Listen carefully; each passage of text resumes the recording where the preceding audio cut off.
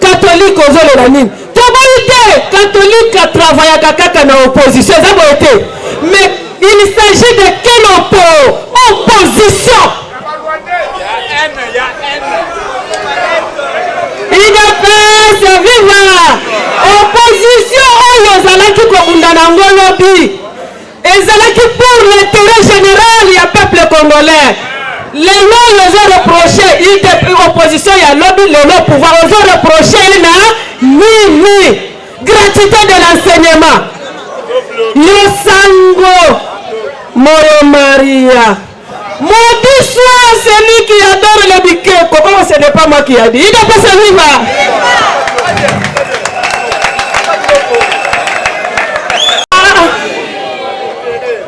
Bakolela na munoko ya mbo. Ngana tikiwana.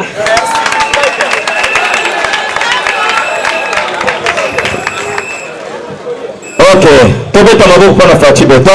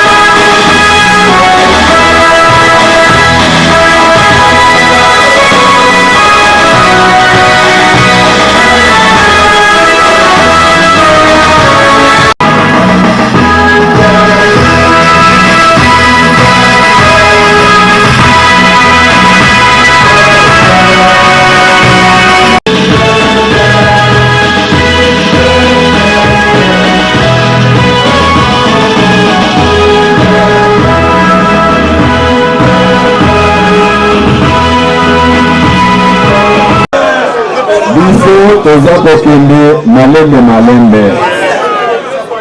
L'idée se viva. Nalingi na bordé problème sous. Oyo toujours banguna. Pour munguna kwa sabinote kazo bundisa ide pesina tata mokonzite. Akoya amisali faux combattant.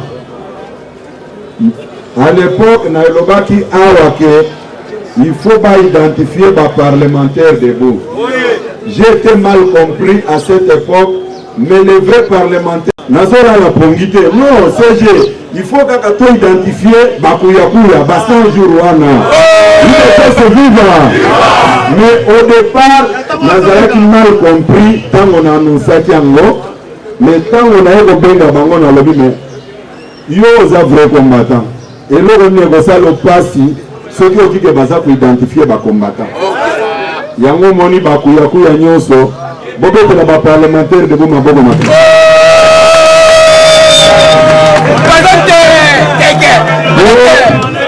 Baebisinga que CG, ba 100 jours ne bazo boya. Il peut se vivre. Nayoki bakoti discours mususu o tous les activités à redynamisation et à partir. Il peut se vivre. Nous avons dit à cause de ma campagne bandate.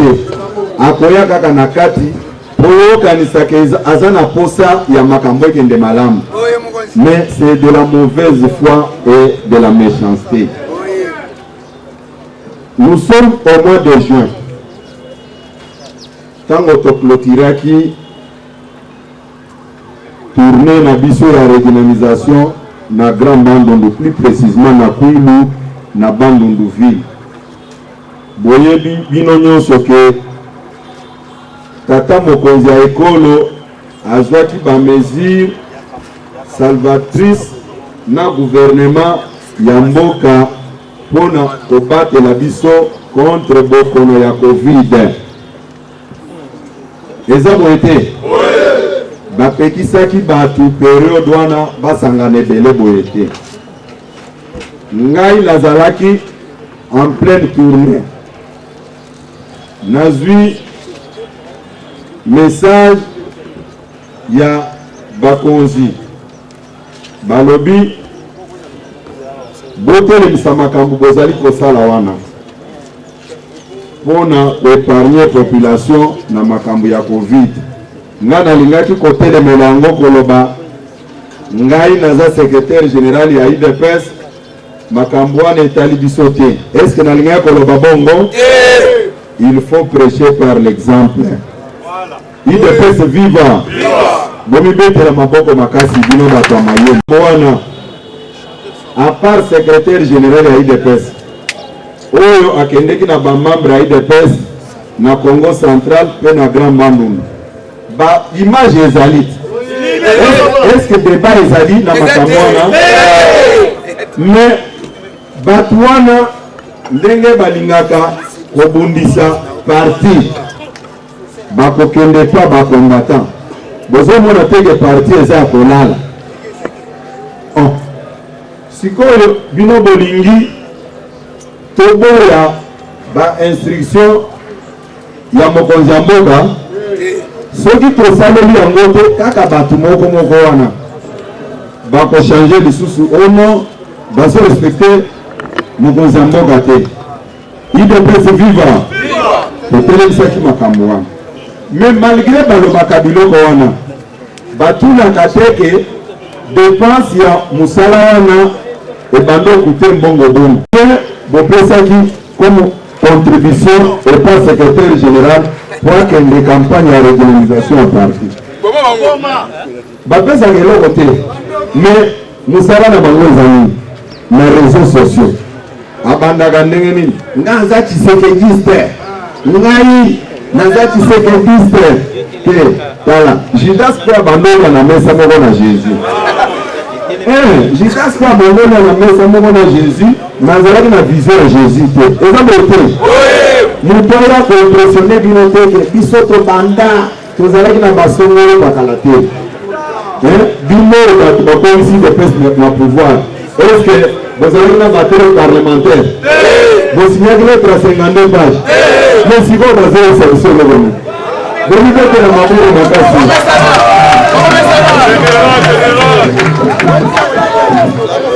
Ndenge tozali boye na banda kolinga kolobela makambo wana te, naza koloba ngo ndenge tobanda okende wana par voyage net na Grand Bandundu wana bao bazalaki bayebi, bao tobanda okende na bango bayebi, bajournaliste oyo bazali awa bazalaki na motuka na bango moko. Bato ya Ligue des Jeunes, président Ligue des Jeunes ndenge azana azalaki na motuka na ye moko. Ligue des Femmes Maman Nathalie bozalaki na motuka na bango moko te, bazalaki na motuka na bango moko. Basekretare nationaux bavandi awa bazalaki na motuka na bango moko. Ngai moko naza koloba ke location ya motuka moko par jour ça me coûtait au moins $300 par jour. Fois 5 jours c'était $1500. Fois 8 véhicules autres bando kene nango ça me coûtait au moins $12,000. Totangi carburant te, totangi restauration te, totangi hébergement te, totangi équipage te. Mais mbongo nyonso wana batu ya kesi ya parti bazali awa matinée politique matinée politique eza eloko ya kabunde na kabuya te toyokani malamu eza idée ya Etienne Tshisekedi wa Mulumba de res mémoire toyokani malamu mutu aya kokosa bino te na babiloko ezanga mutu na makolo toyokani bobeke na président na biso ya parti Jean-Marc Kabund na boko makasi point oyo na koprésente bino baexcuse avant naloba yango nazwaki baku défile ebele secrétaire général kosera bese mpona korépondre machala te mais je suis un homme politique quand quelqu'un cherche à toucher à ma personne naza korépondre ye tokokani nazalaki un peu surpris ya kolanda une vidéo amateur basalaki yango epa ndeko na ngai Claude Machal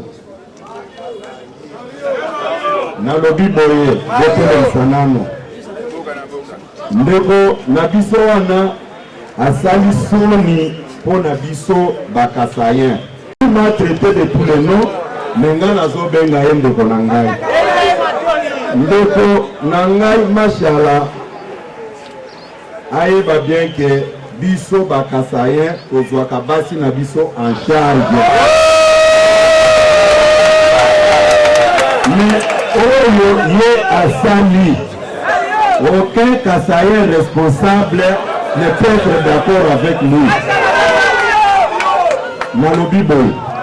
C'est un monsieur que je connais très bien. Comment expliquer notre normal à Yoki Sibiso Soni Yakokima Mwasina Bana en Afrique du Sud à Kende Kobomba na place au Kino Boyebiwa.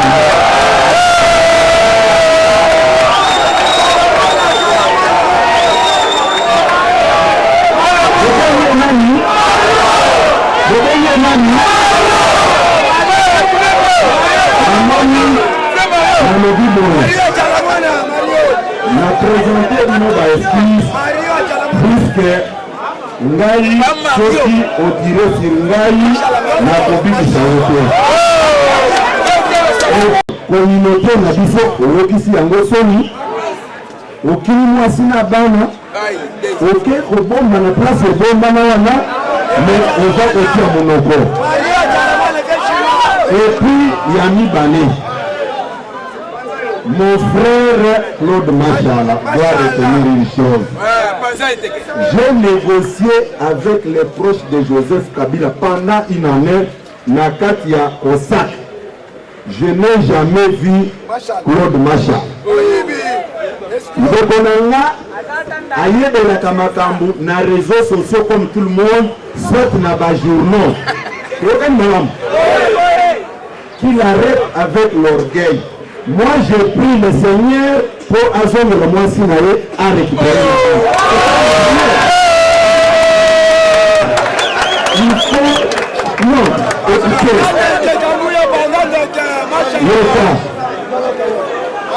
Namedi Boye.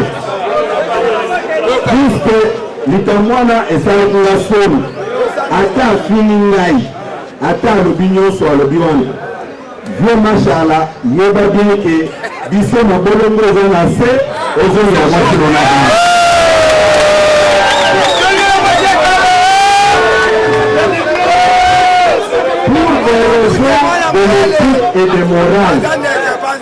pour des raisons de l'éthique et morale ndeko Machala biso makambo nyonso c'est une petite parenthèse. On a fondé pour Nakangiango avec regret. Il faut vous le demander, surtout vous les Castagnens, vous devez prier pour votre frère. Vous devez se vivre. La Bible, attends, bonjour, frère Nabis. Bis wana et pour changer le côté, devant de la bonne année qu'on a dit. Il a fait la honte de toute une communauté.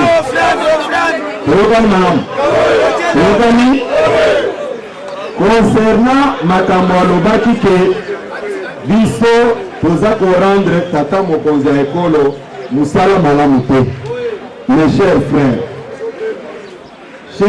Claude Machala doit retenir une chose.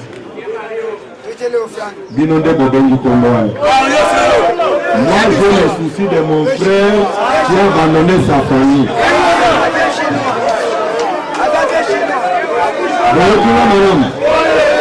Burkina Madame de l'État. Mais Bango Babandaki pour rendre un bon service à Joseph Kabila.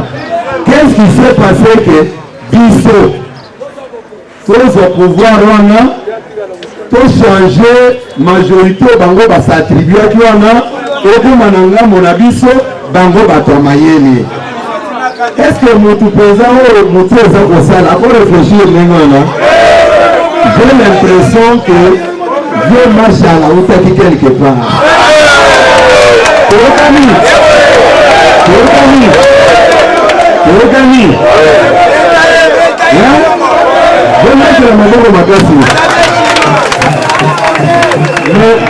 Bino Bande Bonanga Kasayo Bozaliao. Notre frère est en difficulté. Pour que de Bosungaye. Peut-être Tanya Dimaki et Zalaki Po Natia Kanaye, Yango Namoni que non, vieux Machala Zawan.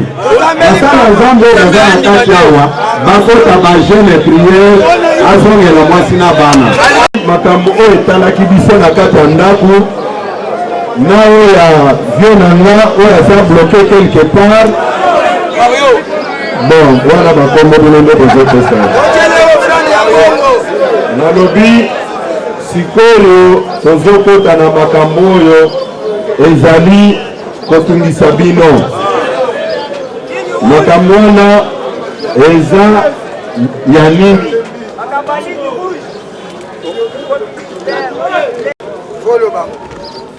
Soki nalobi yango te, bato nyonso oyo basala mabe na mboka oyo bakokanisaka peuple congolais asi abosani yango. Eloko ya liboso nayokaki mawa. Jamais un homme politique sérieux akoki kokende koorganiser marche na ONG. Un homme politique sérieux aza sur na population oyo baza nsima na ye. Akoki kopona tala nalobi makambo elekaki semaine elekaki kuna oyo honorable Martin Fayulu asalaki nazalaki un peu surpris ya komona bato bazotiela yango makelele na minute oyo kende kaka na kianza wana embouteillage eza nango. Soki oke na rond-point super, embouteillage eza nango. Soki oye na nzela ti okoma na fikini wana, embouteillage eza nango. Nde marche yango wana, marche ya solo, biso tobanda koya kozetienne Tshisekedi epa na ye tokene marche. Eza boye te. Ntango nalobaka ke honorable Martin Fayulu assimilaki bien ba stratégie oyo etali opposition bamosusu bakanisaka ke nafingaka ye te. Biso nde bato toyebaki ndenge ayaki na bato bon namonaka bato baza nsima na ye baza kotia makelele. Ntango nga nazolobake nayebi ye bien naza na bafoto oyo toza nango biso ya kala toza na yango. Soki bolingi mpona piblie yango oyo biso toza kosolola makambo wana idepese viva. Ntango toza kosolola makambo wana bato nyonso bomoni lelo bazota makelele wana bazalaki te. C'est quelqu'un que je connais très bien Nandenge Azalaki.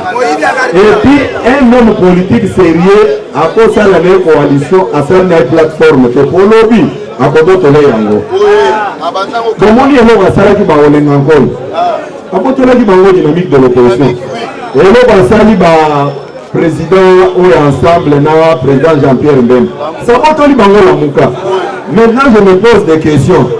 Batolo akokaki kosala buzoba na te ezalaki biso na kati ya rassemblement.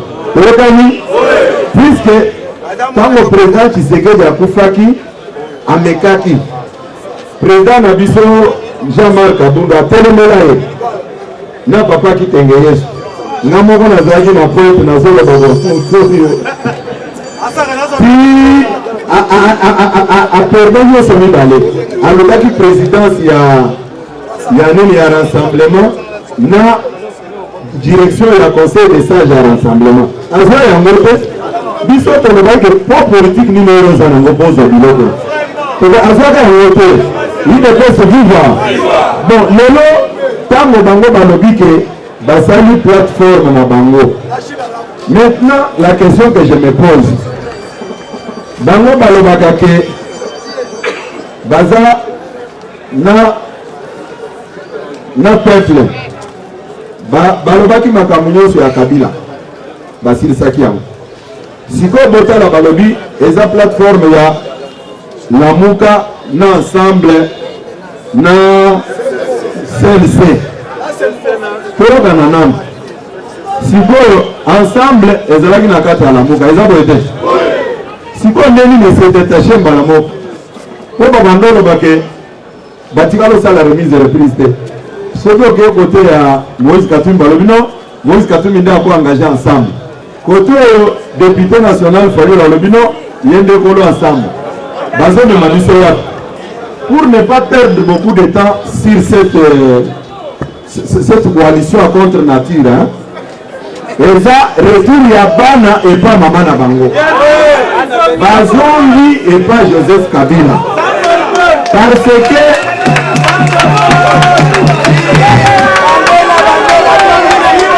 il peut se vivre nalobi bozala vraiment inquiété te na eloko wana bana bazongi et pas mama na bango bomoni naza koyebisa bino boye avant bato nyonso wana nga nazoloba makambo oyo natangi na journaux te bato bakendeki kozwa bango bato bazwaki Fayulu po akota kote na biso nayebisaka bino ke Albert Moleka nde moto ayaka na Fayulu na malete na ye oui ya mibale toyokana nano pour ce qui est du G7 oyo ekomaki ensemble bato bakendeki epi ntango tonégociaki makambo wana eza bana nyonso bazotia makelele na bao bazotinda na bamedia bakende koloba baverifie na baarchive na bango nazalaki na mandat signé par Etienne Tshisekedi ngana ndeko Peter Kazaki tokutana na papa Charles Mwando Simba pe asonam na vie na biso nani oyo auti kokufa Pierre Lumbi tokutana na bango mibale bayebisa biso boye eza teke tokoma mpe na bao nyonso bazoleka na bamedia wana mpo bazalaki te avantage oyo naza nango likolo ya bato nyonso wana puisque moi j'ai discuté avec les responsables baye kobenga bango non nous étions avec Augustin nous avons parlé de ça et de ça mais yo bayebisi yo nga nasoloaki na bachef na ye eza neti papa oyo touti oloba makambo na ye moi j'ai eu la chance ya kovanda na président de la république actuelle na sénateur Kabila tovandi boye tozodiscute makambo oyo ayebaki te avec le collaborateur responsable oyo Joseph Kabila mais nazozongela makambo oyo nazoloba awa mpona coalition balobi oyo mais c'est une coalition contre nature soki nalobeli yango eza mpona nini eza teke tozobanga yango puisque moment oyo bino bozalaki na balabala boza korevendike bango bazali na babiro climatisé bavandi eza boye est-ce que bango bakoki koapprendre bino makambo ya balabala tosololi na papa Charles Mwando Simba pe a son âme na vie na nga Pierre Lumbi pe a son âme bomonaki ntango bato mibale wana bakufaki na signa communiqué na mémoire na bango na signa ba communiqué ntango bato wana bako puisque j'ai une histoire avec ces deux là mais lelo bavandi basali évaluation ya séparation na bango na Joseph Kabila bamoni ke non divorce oyo eza bien te il faut kaka tozonge pa mama na biso si bazonge pa Kabila eza eloko ya sika te tokani babande kosala yango deja kala toyebaki mais tobande pousse bango petit à petit mpo babima na mpwasa eza bote tomona politike ya makasi ya Faci Beton bobetela Faci Beton maboko makasi na makambo oyo etali balobi ke bakobengana UDPS na pouvoir puisque UDPS elingi instaurer nouvelle dictature na mboka nana koyebisa bino boye on ne joue jamais avec les faits biso avantage na lelo wana ezali nous avons pris l'opinion tant nationale qu'internationale à témoin les institutions légalement établies baza komenase yango mpo barenverse yango ete nakoyebisa bino boye moto akobangisa moninga moto akobangisa moninga aza te toyebi niveau ya réaction na bango puisque biso nde tofabrikaki bango na makambo etali balabala bakosala marche na bango le 6 novembre après marche wana tous les responsables de l'Union sacrée nous allons nous réunir pour répondre d'une manière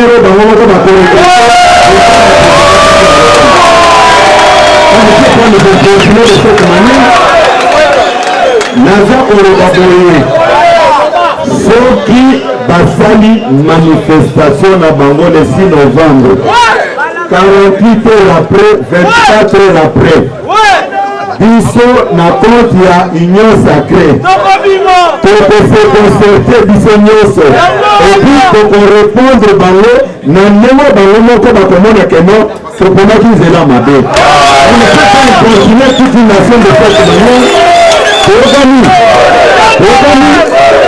biso nde ntango tala bato nyonso oyo ntango baye biso nde tolandi bango na motema ya mawa mais comment expliquer lelo ekomi orgueil moko boye nous allons organiser des marches tala nalobi boye nalobi bona nanga malamu tala bato wana biso nde tofabrika bango tokorépondre bango na ndenge moko oyo bakoregrete mais pourquoi ils avaient choisi cette voie tokani epuis eloko mosusu nazalaki un peu surpris bango bayaki konégocie poste ya première vice-présidence ya FONI balobi likambo ya kajima eza te si balobaki yango ntango naza koloba ngo nalobi teke bayaki na UDPS te bakendeki konégocie na commission paritaire balobi bopesa biso poste oyo mais nayoki baza koyangana bazowangana eloko nini epuis nakoyebisa bango boye bayebisaka bato na bango vérité ngai nakosaka te puisque j'ai des ambitions dans ce pays naboyi un jour babrandir ngai eloko ke osalaki bo tokani bino bozala prêt po to répondre bango to corrige biloko nyonso wana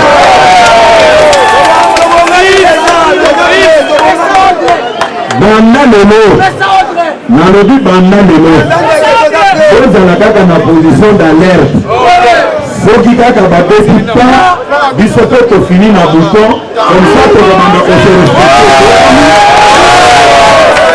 problème eza na niveau nini boyokanga malamu baza nde kobanga élection oyokani baza kobanga élection mpo na nini bazalaki préparé te bango bakanisaki ke eza blague et pour votre information basi bayameli bango même au niveau international que ce soit les États-Unis que ce soit l'Union européenne basi basepeli na bureau ya sika ya seni mpona kokende na économie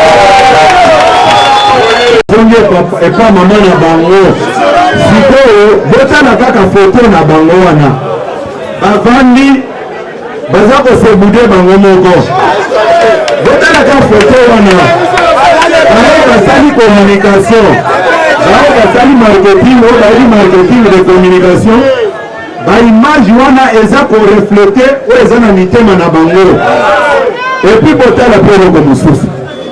Biso de peso autant tolingi ko discuter na bato. Bako tingela biso bato sans qualité. Hein? Botala ka décor wana. Méfiance eza ya makasi. Mais ce qui m'intéresse c'est quoi? Puisque bana bazongi pa maman na bango bando na bango na butu, si vous ekomi na moi problème ezali to. Yokani malam. Yokani. Bona kosukisa naza koyebisa bino boye. Na bango babanda koyebisa bino ke o social ya population peuple baza na biloko ya kolia te. Naoti kozwa information epa bato oyo baza kokamba mboka. Na bafete awa bobongisa mabomo. Na bafete awa nalobi na bafete awa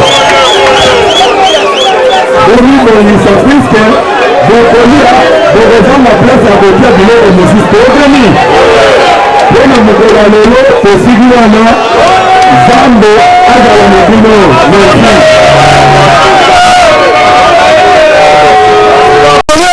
Akozala vigilant contre bato bapiaki mboka 18 ans basali kongo eloko te.